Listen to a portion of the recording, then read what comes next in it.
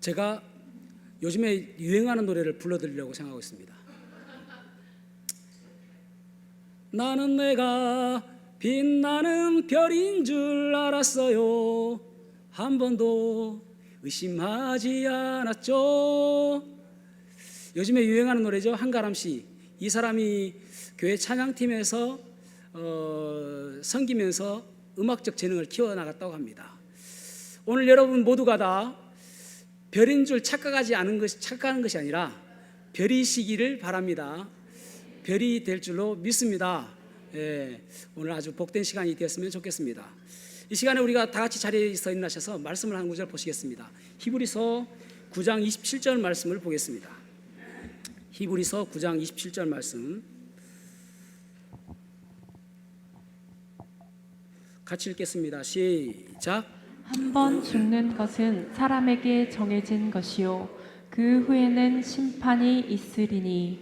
아멘. 작성하시겠습니다.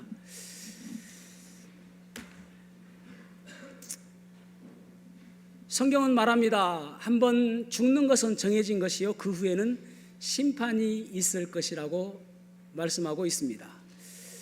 여러분, 우리가 좀 묘한 표현이 있습니다. 누가 사망했다, 죽었다라는 표현을 우리는 돌아가셨다라고 표현합니다. 충청도 사투리로는 가슈 그럽니다. 아니, 어디로 돌아갔다는 말씀입니까?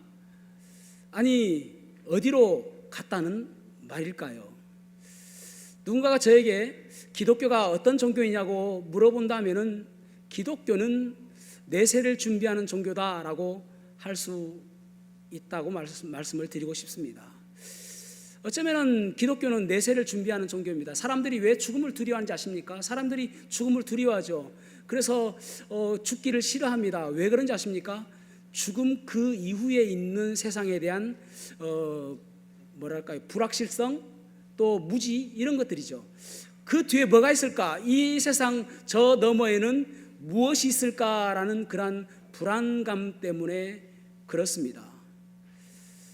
대부분 종교들이 내세에 대해서 이야기를 하긴 합니다. 우리나라 종교 분포를 보니까 2023년도 기준으로 3위가 천주교입니다. 천주교가 586만 명 정도 된다고 합니다.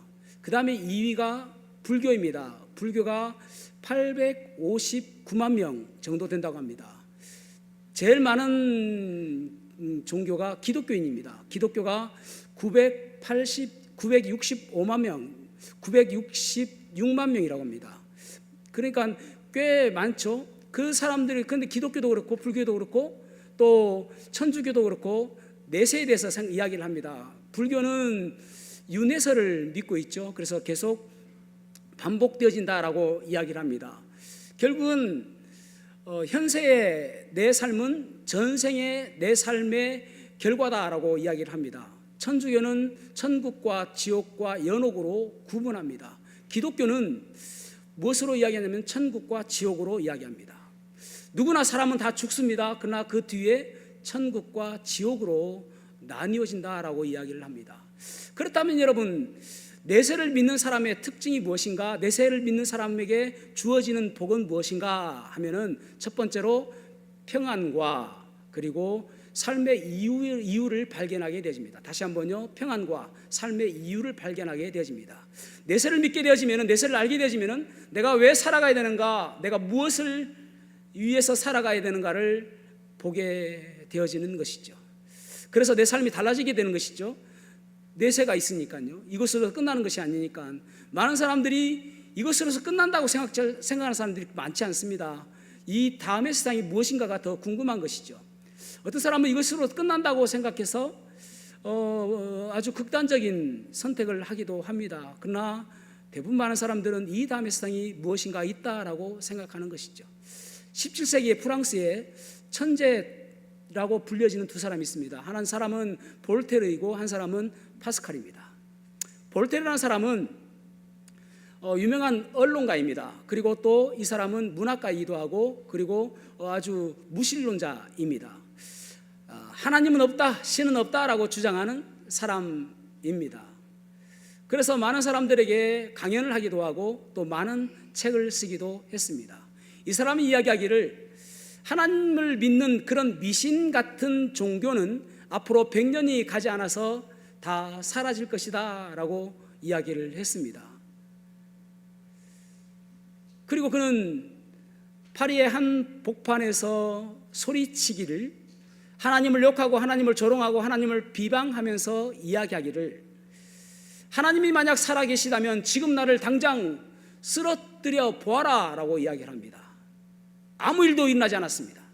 그러자 보십시오, 하나님은 없는 것이 분명합니다 라고 이야기를 했습니다. 그가 나이가 들어 병이 들고 그리고 죽을 때가 되었을 때에 그가 고백하기를 이렇게 고백했습니다. 나는 하나님과 인간들에게 버림바 되어졌다. 나는 지금 지옥으로 간다. 그러면서 너무너무 괴로워하는 그런 모습이었습니다. 그의 죽음을 지켜보았던 간호사의 증언이 이렇습니다. 나는 얼마나 많은 돈을 준다 할지라도 이와 같은 두려워하는 이런 사람의 죽음을 나는 다시는 보고 싶지 않습니다 라고 이야기를 했습니다. 볼테르가 장담했던 100년이 지나면은 하나님을 믿는 이 미신 같은 종교는 사라질 것이다 라고 이야기했던 이 말은 100년이 지났을 때쯤 되어서 그가 무신론 책을 펴냈던 인쇄기가 성경을 인쇄하게 되었고 그의 집은 성경으로 가득 찬 성경 창고가 되었습니다. 얼마나 두려워했는지 몰라요. 그 끝이 어딘지를 모르기 때문에 살았던 사람입니다. 동시대에 살았던 파스칼, 이 사람은 프랑스에서 아주 사교계에서 유명한 사람이었습니다. 그 당시 프랑스의 여인들은 이 파스칼의 손이라도 한번 잡아보면 소원이 없겠다라고 했습니다. 그가 어느 날 술에 취해서 한 파티를 하고 돌아가는 길에 세느강 다리에서 마차가 세느강 다리를 부딪혀서 뒤집어지게 되었습니다. 거기에 튕겨나가서 마차에 깔리게 되었습니다. 죽을 것 같은 그러한 위기에 봉착하게 된 것입니다. 그러나 다행히도 그가 지나가는 사람에게 구출되어집니다. 그 죽을 것 같은 위기 속에서 생각합니다. 내가 무엇을 위해서 살았지? 또 내 죽음 뒤에는 무엇이 있을까라는 그런 생각을 진지하게 하게 되었습니다. 그런 사고가 있었다는 이야기를 듣고 다행히도 그의 누나는 그리스도인이었습니다. 그의 누나가 그에게 찾아와서 예수님을 소개해 주었습니다. 그리고 그가 예수님을 믿게 되었습니다. 그 전에 전혀 어떤 방향으로 살아야 될지, 어떤 목적으로 살아야 될지 전혀 목적의식이 없던 이 파스칼이 그제부터 경건하게 살게 되어지고 하나님을 의식하며 살게 되어지고 하나님께서 기뻐하시는 일은 무엇인가 생각하며 살게 되어집니다. 그리고 메모하고 그가 세상을 떠났는데 그 메모를 엮어서 만든 책이 팡세라는 책입니다. 팡세라는 책을 한번 읽어보시면 좀 좋을 것 같습니다. 좋은 책입니다. 거기에 보면 몇 가지 내용들을 잠시 소개를 하자면은 이런 내용이 있습니다. 인간은 참 위대하다. 그러나 인간은 허무하고 비참하다. 왜냐하면 하나님께서 사람을 이 땅에 창조하시고 만들어 주셨는데 죄인된 모습으로 태어나기 때문에 인간은 비참하다. 그래서 예수 그리스도가 필요하다라고 이야기를 합니다. 또 이런 이야기도 합니다. 인간의 마음속에는 그 어떤 것으로도 채울 수 없는 하나님 공간이 있는데 그곳에 하나님만이 채워야 인간이 만족감을 누리고 기쁨을 누릴 수 있다라고 이야기를 합니다. 또 그러면서 그가 이야기하기를 하나님이 살아계시다는 것과 하나님이 존재하지 않는다는 그 생각을 가지고 있다면은 만약에 하나님이 존재한다라고 생각했던 사람이 죽었는데 하나님이 존재하지 않는다면 그 사람은 잃을 것이 없다. 그러나 하나님이 존재하지 않는다라고 생각했던 사람이 죽었는데 하나님이 존재하신다면은 그 사람은 모든 것을 잃은 것이다. 왜냐하면 그 사람은 영원한 지옥으로 갈 수밖에 없기 때문이다라고 이야기를 했습니다.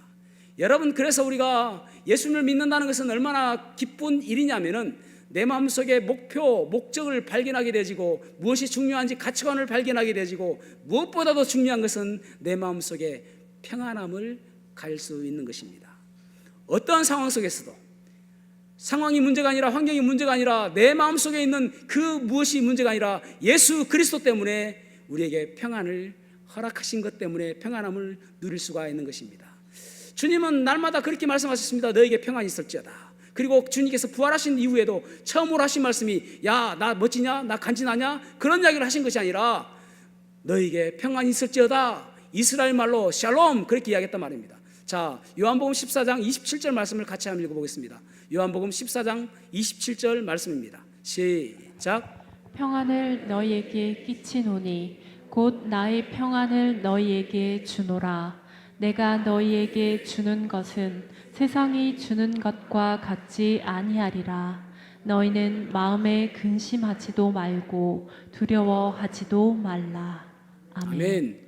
너희에게 평안을 주겠다라는 것입니다. 세상이 주는 평안이 아니라 세상의 그 어떤 것보다도 완벽한 온전한 평안을 너에게 주시겠다라고 말씀하십니다. 혹시 여러분 두려우십니까? 혹시 불안한 가운데 있습니까? 예수님을 믿어보시기 바랍니다. 그러면 여러분 마음속에 잔잔한 물과 같이 평안함이 있을 것입니다. 오늘은 우리가 부활절이라고 이야기합니다.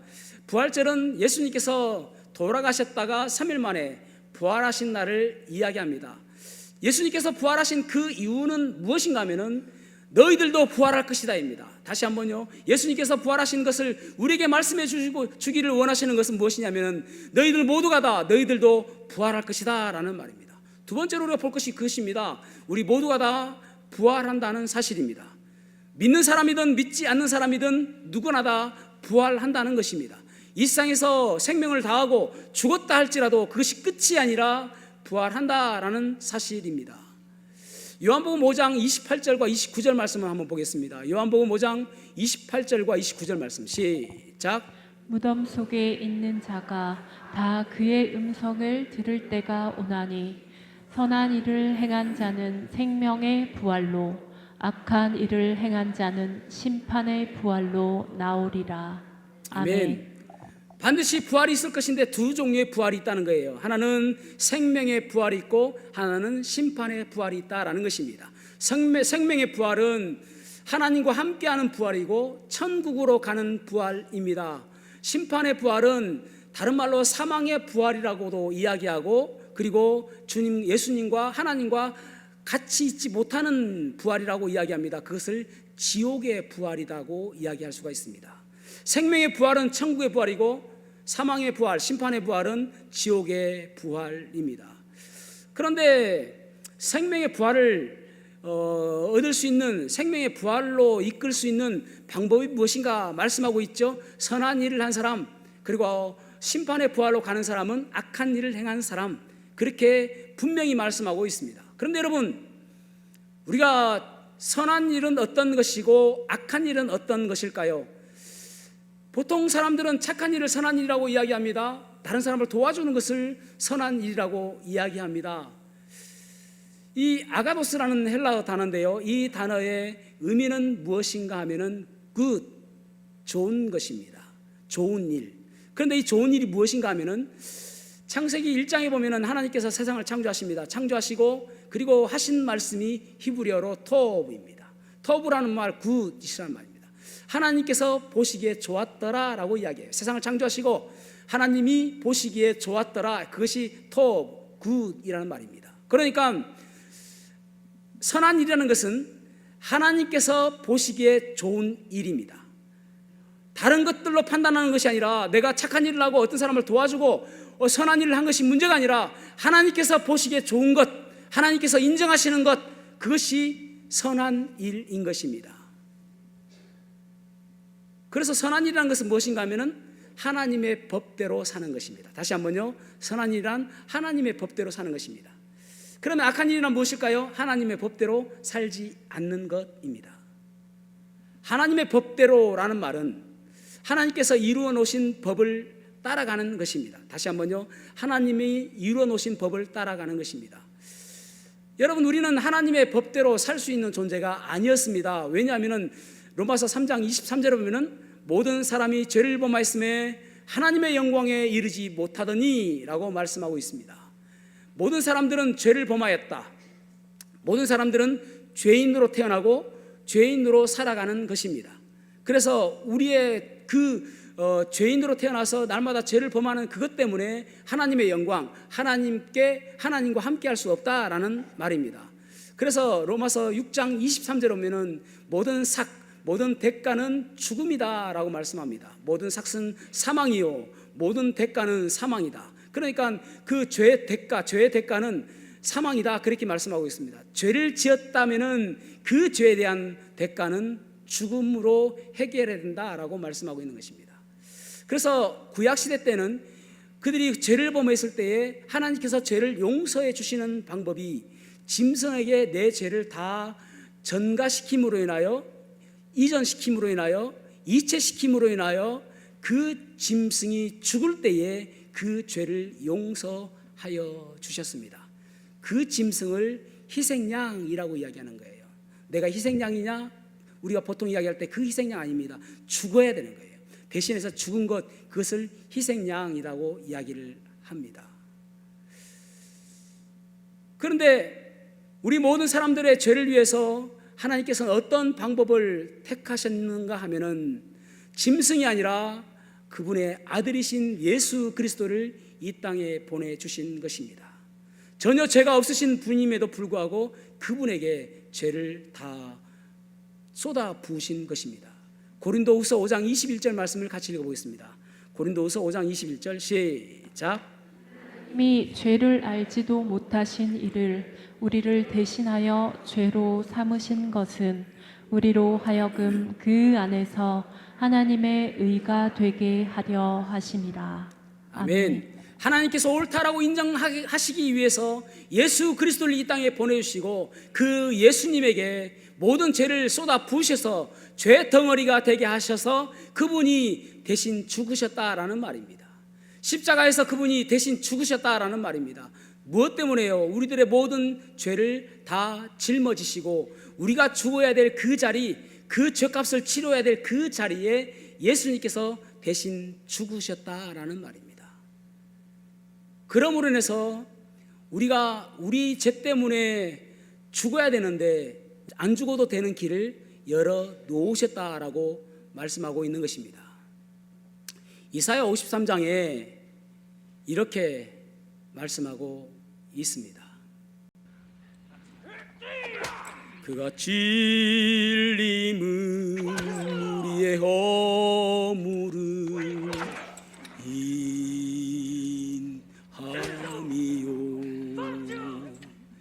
그가 상함은 우리의 죄악을 인함이라. 그가 징계를 받음으로 우리가 나음을 입었도다. 우리는 다 양 같아서 그를 행하여 각기 제 길로 갔거늘. 각기 제 길로 갔거늘. 여호와께서 우리의 죄악을 그에게 담당시켰도다. 우리가 져야 될 그 십자가를 주님께서 못 박히시고 돌아가신 것입니다. 한국 전쟁 때에 있었던 일입니다. 1.4 때 그 피난길에 미국의 한 종군 기자가 같이 했었습니다. 한강다리를 건너가는 그 중에 다리 밑에서 뭔가 소리가 들렸는데 얼핏 듣기로는 짐승의 소리 같기도 하고 얼핏 듣기로는 사람의 아기의 울음소리처럼 들렸습니다. 그래서 이 종군 기자가 그 다리 밑에 가보니까 벌거벗은 한 여인이 보퉁이를 안고 있는 것이었습니다. 겉으로는 속옷이 감싸져 있었고 그 안에는 내복이 감싸져 있었고 그 안에는 겉옷이 감싸져 있었고 그 안에는 외투로 감싸져 있었는데 그 안에 얼마 태어나지 않은 사내 아이가 감싸져 있었습니다. 사내 아이가 추워서 바둥바둥 떨며 울고 있는 것이었습니다. 짐작해 보건대 아마도 이 여인이 이 갓 태어난 아이를 안고 피난길에 가다가 힘이 들어서 다리 밑에서 좀 쉬고 했는데 이 아이가 너무나도 추워서 부들부들 떠는 것을 보고 안 되겠다 싶어서 처음에는 자기의 겉옷을 벗어 주었다가 그래도 추워하는 아이를 보고 자기의 또 내복도 벗어주고 자기의 속옷도 벗어주고 그래서 아이를 감싸고 있다가 결국은 이 엄마는 이 추위에 못 견디고 아마 죽은 것 같은 그런 생각이 들었습니다. 대충 피난길이라 이 시신을 수습하고 이 아기를 안고 피난길에 나섰습니다. 1.4.5태가 51년 1월 4일이니까 그리고 서울 수복이 3월 14일 날 있었습니다. 2개월 정도 지나서 다시 올라와서 그 엄마의 시신을 잘 양지 바른 곳에 묻어주고 그리고 한국 전쟁이 끝나고 이 종군 기자는 미국으로 이 아이를 데리고 갔습니다. 그리고 자기의 양아들 삼아서 잘 키웠습니다. 어렸을 때 얼마나 이뻐요. 잘 자라고 똑똑하고 영리해서 아주 이뻐했습니다. 그런데 점점 자라면서 이 아이의 생각이 더 깊어지는 것이 무엇인가 하면은 다른 사람들과 자기의 피부색이 다르고 눈 색깔이 다르고 머리 색깔이 다른 것이 못내 마음에 걸렸습니다. 그리고 점점 드는 생각은 나는 버림받은 아이구나 라는 생각을 갖게 되었습니다. 그 시점에 더욱더 확고해지는 마음가짐이 어떤 것이냐 하면은 친구들도 놀리는 것이었습니다. 너희 엄마가 너 버렸어. 너는 버림받은 아이야 라는 그러한 조롱을 하는 것입니다. 이것 때문에 점점 더 갈등이 쌓여가고 그리고 불량배 애들과 같이 어울리기 시작했습니다. 나는 버림받은 아이구나. 나는 세상에 쓸모없는 아이구나 라는 생각을 가지고 있었습니다. 그것을 안 이 양아버지가 아들에게 이야기합니다. 아들아, 너는 버림받은 것이 아니야. 엄마가 너를 얼마나 사랑하는지 몰라. 그러나 이것이 그의 귀에 들려올 리가 없습니다. 계속적으로 삐뚤어져가는 그 아이를 바라보며 이 양아버지가 결단을 내리게 되었습니다. 겨울방학 때에 이 아이를 손잡고 한국에 들어왔습니다. 그리고 그의 엄마 무덤 앞에 세웠습니다. 여기 무덤 봐라. 이 무덤이 어떤 무덤인지 아니? 네 엄마의 무덤이다. 그날도 이렇게 추웠지. 그 추운 날 네 엄마는 너를 살리기 위해서 옷 하나하나 다 벗어서 너를 감싸주고 결국은 얼어 돌아가셨단다. 너는 버려진 게 아니라 엄마가 너를 위해서 얼어 죽었단다. 엄마가 엄마의 옷을 다 벗어서 너를 살린 것이란다 라고 이야기해 줬습니다. 그 이야기를 듣고 이 아이가 눈물을 흘리기 시작합니다. 그리고 자기 옷을 하나씩 벗어서 그 엄마의 무덤에 덮어둡니다. 엄마, 그때도 이렇게 추웠겠죠? 그 옷을 다 벗어주고 나를 위해서 다 벗어줌으로 인해서 얼마나 추우셨어요. 내가 죽어야 될, 내가 얼어 죽어야 될 그 자리에 엄마가 대신 죽어주셨어요. 엄마 감사해요. 그리고 내가 이때까지 그거 알지 못했던, 정말 죄송해요. 그리고 이 아이의 행동이 달라졌습니다. 엄마가 자기를 그렇게 사랑하셔서 몸을 버리셨다는 그 이야기를 듣고 삶이 달라졌습니다. 사랑하는 여러분, 그렇습니다. 우리가 십자가 하면은 한 번쯤은 보았잖아요. 한 번쯤은 그림으로 보았지 않습니까? 저 십자가가 무엇을 의미하는지 몰랐잖아요.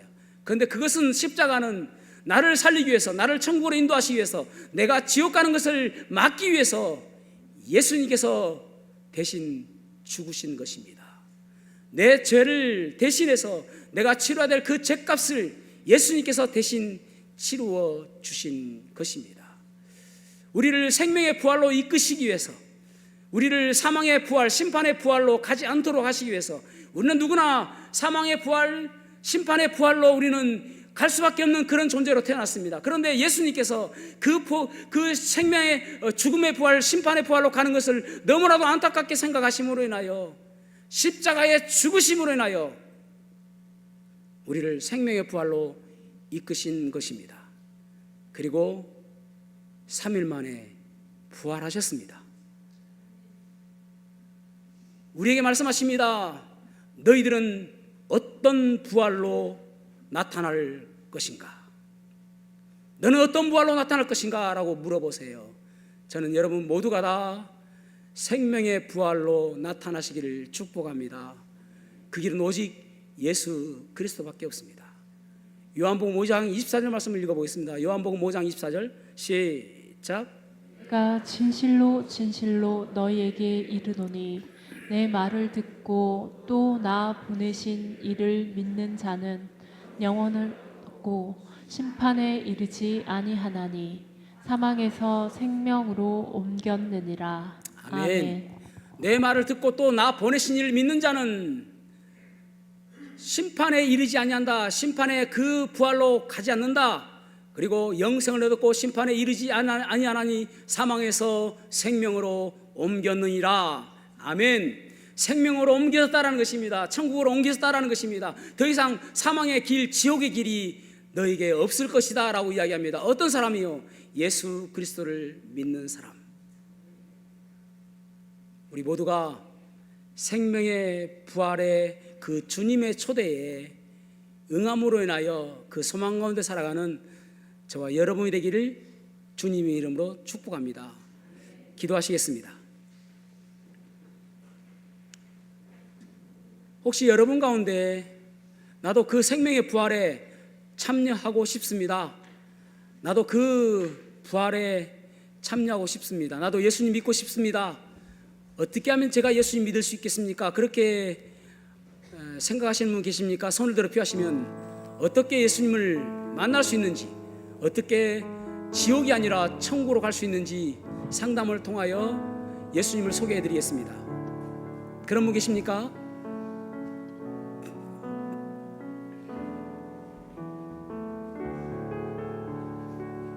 사랑하는 성도 여러분, 여러분들은 부활의 신앙을 가지고 살아가십니까? 부활의 신앙은 무엇을 의미합니까? 지금도 예수님께서 살아계셔서 역사하시고 지금도 함께하여 주시는 것이 부활의 소망입니다.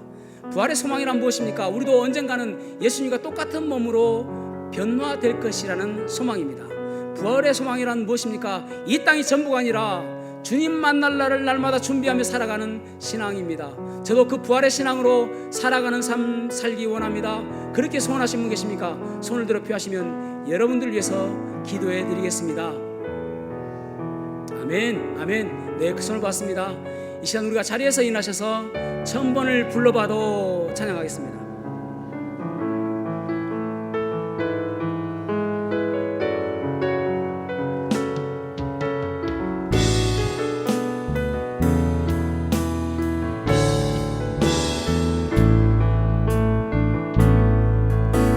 천번을 불러봐도 내 눈에는 눈이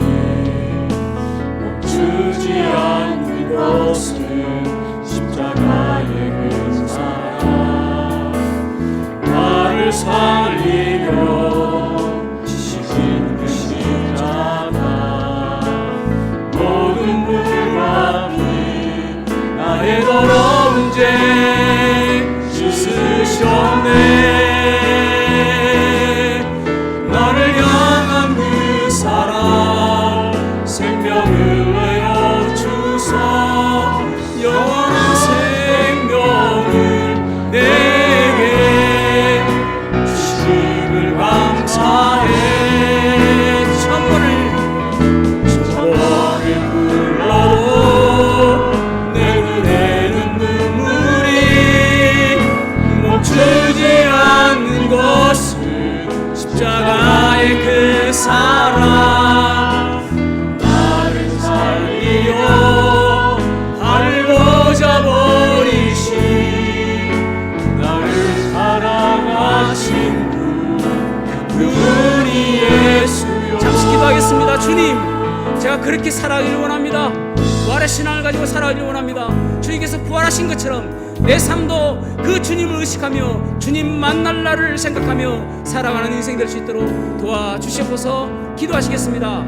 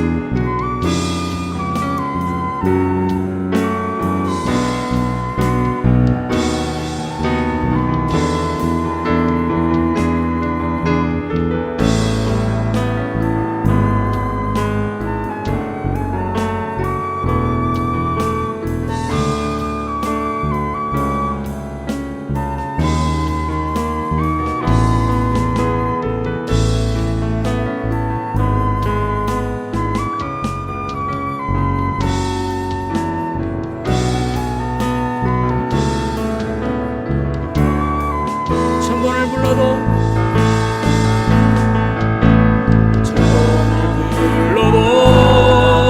내 눈에는 눈물이 멈추지 않는 것은 십자가의 그 사랑 나를 살리려 나를 모자버리신 나를 사랑하신 그분이 천번을 불러도